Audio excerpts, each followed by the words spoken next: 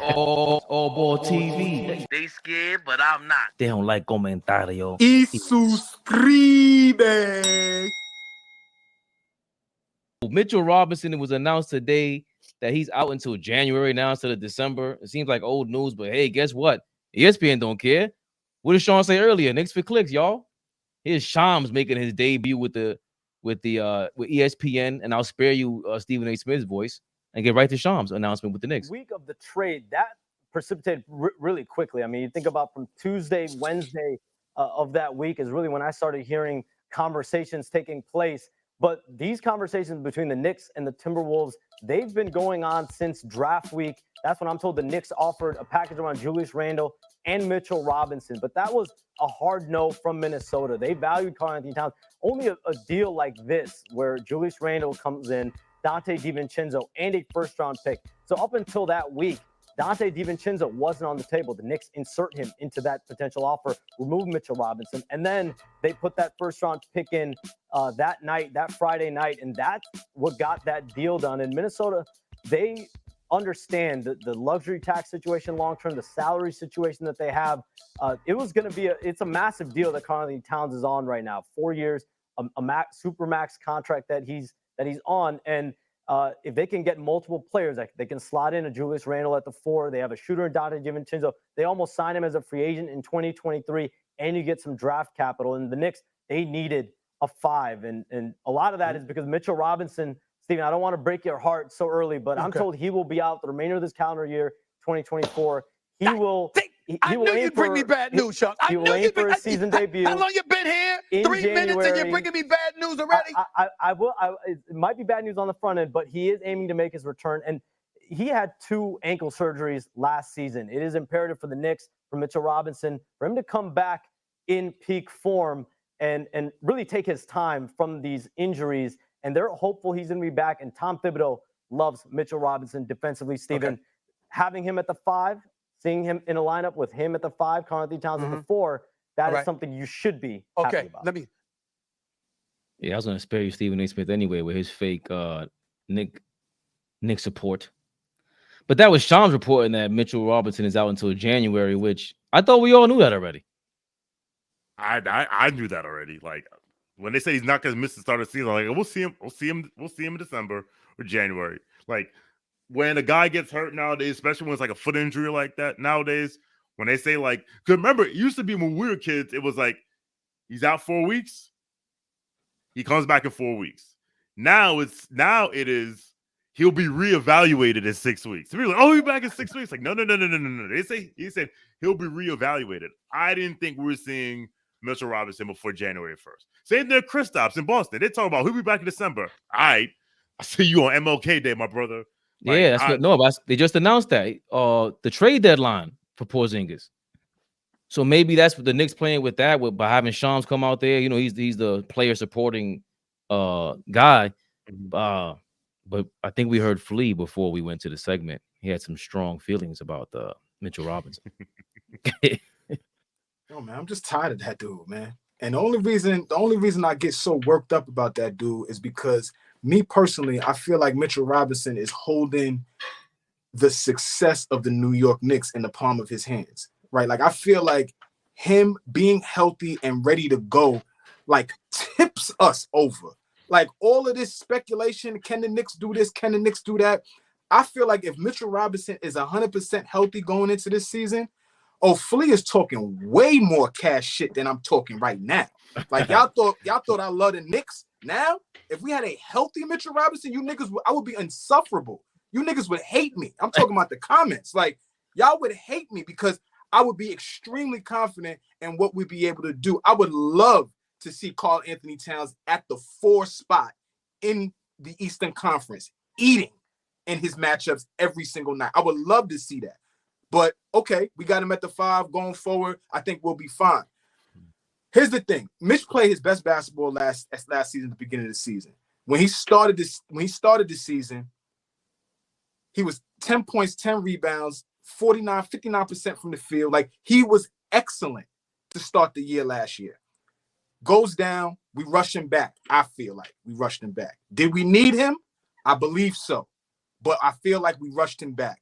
And now we in this position now where we go through the entire summer where I'm under the impression that he's gearing up, right? He's gearing up to be ready to go. Get yourself in shape because I feel like you're a fat ass right now. You need to drop at least 20 to 30 pounds. Please. Please. That young spry Mitch that I remember from the first 2-3 seasons, running up and down the court like a gazelle, like that's the Mitch that I love. Now, Mitch, I could see you don't look good in your jersey, bro. I don't like the way you're looking. Please get in shape. Please get right. Please. Because we need you. I love Mitch, y'all. I'm not trying to kick Mitch in the back, but he's pissing me off that he can't get healthy. He said he don't look right in his jersey. I'm dead. Let's get it together, please. Because the literally that Knicks championship and the success, I know I'm talking my shit, y'all, but really, think about this. If Mitch is 100% healthy, Shawn, if Mitch is 100% healthy, how do you feel about the Knicks going into this season? If you know that we got him at tip-top shape. I feel very good because of the flexibility it gives us, but also, even if Mitch were 100% healthy, we still might have Karl Anthony Towns in our team because clearly, man. All right, you know what? Let me see if I can find this. There is this tweet, and I reference this shit all the time, and it shows how far. I actually bookmarked it. It's how far the opposition center is away from the basket on average last year. Okay, right? So, and it's a chart and it's logos, right? And at the top of the chart is the Boston Celtics. And I have it right here because on average, rim protectors stood 11 feet 4 inches away from the basket versus the Celtics. Like, that's how far your center, your rim protector was from the basket. That's because they have Kristaps, who, 3-point shooter, yeah, right? So if I found the tweet. So you see the top, there's the Celtics. Then there's a big ass space, and then there's all these other teams, right? You got Oklahoma City, Milwaukee, Pacers, teams with stretch fives with, right? And then you go all the way to the bottom, and who's that at the bottom? The New York Knicks. Rim protector stood 7 feet 8 inches away from the basket because our center is in a dunker spot and does not move from that spot. Now, I think we saw last year, I think what Leon Rose saw last year was Jalen Brunson with arguably the worst spacing in the NBA was 5th in MVP voting. What could he do with a paint that was open? Word. So, for you, Flea, I think Mitchell Robinson. One, I think if Mitchell Robinson was healthy, Mitchell Robinson may be in Minnesota. But I think either way, Cat might still be here because the Knicks realize they have to play, especially seeing how Indiana goes about things, seeing what Boston is doing. Again, your rim protector is nowhere near the rim when you play them. So I think seeing how the league is evolved and seeing what Boston did and what other teams are trying to do, I think he might be. I think if they lose Iheart, once they lost Iheart, it was like, all right, we gotta do something about it. And then when we bring him in, the writing may be on the wall for your boy. What you feel about Mitchell, boy? After you heard all this, we ain't got no spacing. We gave Brunson all the room in the world now. Right. I love to play devil's advocate. Both of y'all, Flea, Shawn with a W, y'all both make great points, right? But I have to be honest. Without Mitch, we don't get out the first round last season. What he did, the job he did against Embiid, even though Embiid was hobbled, Mitch was hobbled as well. We didn't have Randall. Was nothing less than spectacular. I think we all know the season doesn't start till after the All-Star break anyway. This is what everybody says. So these early games don't even matter. We should have enough talent if Tiff does this thing rightfully to where we should be able to hold it down and let Mitch get as healthy as possible. Because I'm going to be honest, I would love to see Brunson, Bridges, OG, Cat, and Mitch in the starting lineup when we're going into the playoffs against a Philadelphia 76ers. So for me, am I over Mitch? A little bit, but him not being able to be there till January, it doesn't bother me because we should have enough. There should be no excuses now. And I think, let him get healthy. And like I said, him in the lineup, listen, I'm going to be honest. I think that makes us, I think we're dangerous now. I think that will make us the most dangerous team in the NBA, especially if Mitch comes back healthy and he's in shape. If he's in shape at the same time, listen, man, I love to see that lineup. So for me, I get what both of y'all are saying, but we're going to need Mitchell Robinson in the playoffs because Cat, watching him on the defensive end, he tries, but he looks weird when he goes up for a block. It's almost like he doesn't even know how to do it because that's not his game. So I think in the playoffs, when we have a Mitch or OG in the Bridges, as far as defensively, when we got to go up against teams like Orlando, Cleveland, who got those two big dogs if they're healthy, with Jared Allen and Mobley. And then of course you have Boston and Philly. So I definitely think, I like our chances against those guys without Mitch. But I think with Mitch, listen, man, I think, we can go to the finals. That's where I was going with that, AllBall. Like, it's almost like we have to wait for Mitch because what was the rumor? Mitchell Robinson for Trey Murphy. And it's like, yeah, he's another wing defender. He's great, 7 foot wingspan. He's a great defender, he could shoot. But it's like Mitchell Robinson prevents a mismatch. He X's out Embiid. He X's out the Cavs. And we haven't seen him against Orlando. To me, Orlando's the sleeper team of the East. They're a big problem for everybody. He can X out Boston. They don't have rebounders like that single-handedly. So I'll let him wait until March if he wants to. I don't care because that's been who you are. I'm not surprised by you being out anyway. And KP is out for that long anyway. I want you to be as healthy as possible for the Porzingis of the world, especially against Joel Embiid, so we can embarrass him. We got to get him and them Philly fans up out of here. They're on a big 10 losing streak. We killing Philadelphia. The Mets killed them. The Knicks killed them. Let's keep this thing going. And I don't think we could do it without Mitchell Robinson, really. Cat, to me, is still flagrantly, not feeling him yet. I'll give him some time, but I ain't feeling him yet. Why y'all feel like we got so much cachet and so much, like, so much room to step out there and just win 45, 50 games and without Mitchell Robinson? Like, the next few months is going to be important. Setting habits. I don't care what nobody says. This is a different team. I know we have a lot of the same core, but this is a different team. How we going to be approaching teams defensively is going to be different. We looked great last night. We turned the Wizards over 30 times last night. That's wonderful, but it's the Wizards. Like we said, it's the Wizards. Are we going to be turning Boston over 30 times without Mitchell Robinson? I don't know. Are we going to be turning over Philly like that? I don't know. Like, we need to be fully healthy. We know. I don't want us to like drink too much of that Kool-Aid and feel like because we were able to scratch and claw and win so many games last year without any of our guys that we could duplicate that again. I don't want to get into, like, we shouldn't think. I just don't think we should think like that. We need all of our guys to make sure that we set ourselves up to be in a good playoff spot, setting good habits. So we get Mitch back, and how long is it going to take him to get in shape, game shape?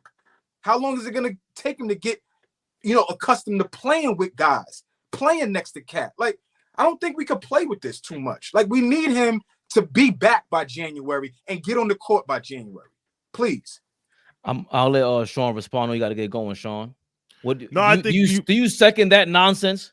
No, Rushing him back. I don't think it's. I see where he's coming from. Like, good point. Like, let's say he comes back January. Let's say he starts playing January 1st. He's not in shape. it's probably gonna take him a month to get in shape. Now it's February. Maybe it's gonna take him like 6 weeks, like 6 weeks to get in shape, or 2 months. Because like you said, when he came back in April, he was come off the bench for a reason. Like you can see the condition wasn't there. So yes, I do believe, especially when you have a guy like Thibodeau, if you notice, he will use the first 20 games to experiment, to figure things out. So yes, the more guys we can have back to the versatility we have, the better. At the same time, all ball is correct. Like you need to be, like I say all the time, not how you start, it's how you finish. So be ready, like be good, and don't be good in November, be good in April and May. The last thing I'll say is the Orlando Magic are going to be a playing team this year. I think the glazing of the Orlando Magic has gone way too far. I think the last year's Magic reminded me they're the We Here Knicks. They're the 2020-2021. They're the 2020-2021 Knicks. Hold on. Shawn with a W. Hold on, just real quick. I'm gonna let you finish. Yes, last night, I called Orlando Magic the Sacramento Kings of the East. I said they always gonna have that hype there, but to me, they're never gonna get over the hump, and everybody's gonna continue to go berserk about them. So I agree with everything you said. Thank you. I'm not gonna say they'll never get over the hump, but all I'm saying is, all I know is they're an Eastern Conference team that preaches defense with a defensive head coach who was in the 4-5 matchup that went out in the first round, led by a power forward who scores 20 and 10 and is inefficient as hell. When have I heard that story before? Hey, and everyone, Sacramento. but he's young, but power bank. Listen, if he shoots league average from 3, the league is cooked. But guess what? If it's for fifths, we'd all be drunk. I am putting, like, that's the team I'm going to fade this year. And because, like I said, last year, that was their We Here season. I tell my man Salty Magic all the time, enjoy it. Enjoy it. Because that was the season of no expectations. Now, people gunning for you. And that's another team that never saw our best starting lineup when we played them 4 times last year. I can't wait to put them in the dirt. All right. Thank you for having me. I appreciate it. All ball, Flea, Fabian, respect. Shout out to y'all. I love to be back. I'll have you back anytime. And I need to have y'all on study hall. We need to set that up. So Please, man. we'll set that up. All right. Y'all have a good one, gentlemen. Yes, Appreciate sir. you, Shawn. Appreciate you coming on, Shawn, man. Yes, sir. Always love. Everybody go follow Shawn with a W on Twitter, man. This guy shows massive love. Please give him a shout out. Show him all the love in the world of AllBall TV. I really appreciate you, Shawn. Have a good night. You and the family. Yes, sir. My brother. Yeah. You know the Sacramento Kings didn't make the playoffs for almost 18 years prior when they were a 2 seed, right? You know that, right? You know that wasn't a shot in the dark. They just finally got good. Them niggas was doomed for 20 years. Oh, he really called me a glazer, so I just was basking in it. Like, yo, all you glazers. I'm like, that was me. That would be me. Hey, here goes AllBall. You fucking sellout. The fucking sellout. Yo, and yesterday I said it was a player team, Shawn. You just met this guy. When he said Glazer, he was like, yeah. Let me explain something to y'all. I've been saying it. I cannot wait to act like Varnell Hill. I'm telling you. Listen, I can't wait to go. You gonna be in LA this weekend? Damn.